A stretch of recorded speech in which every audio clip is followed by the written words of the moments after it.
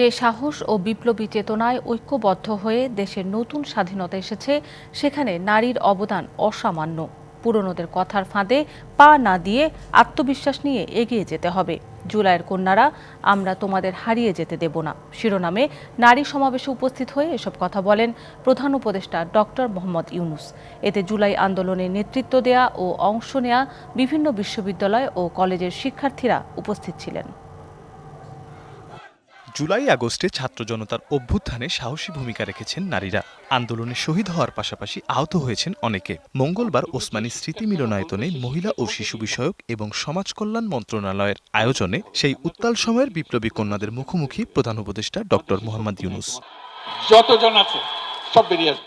শিক্ষার্থীরাও উৎসাহ ও উদ্দীপনায় তাদের আশা আকাঙ্ক্ষা ও দাবির কথা তুলে ধরেন তার কাছে। তোমরাই করবে এটা, তোমাদের ভেতরে আছে, তোমরাই বের করবে এটা।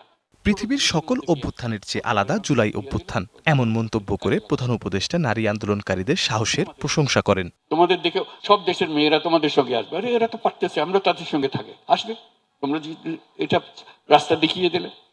কাজে ওই সব বিশ্বাস করো যে আমরা শুধু বাংলাদেশ পাল্টে ফেলবো না, আমরা পৃথিবী পাল্টে ফেলবো। এই বিপ্লব যেন গতি না হারায় সেদিকে লক্ষ্য রেখে নতুন বাংলাদেশ গড়ার আহ্বান জানান তিনি। শক্তির সন্ধান পেয়ে গেছো, শুধু চিন্তা করো যে শক্তিটা কিসে কাজে লাগাবে যাতে সঠিক দিকে যায়। ওই ভুলটা করো না, যেটা প্রথম দিকে উদাহরণটা দিলাম, ওই ভুলটা যেন করতে না হয়।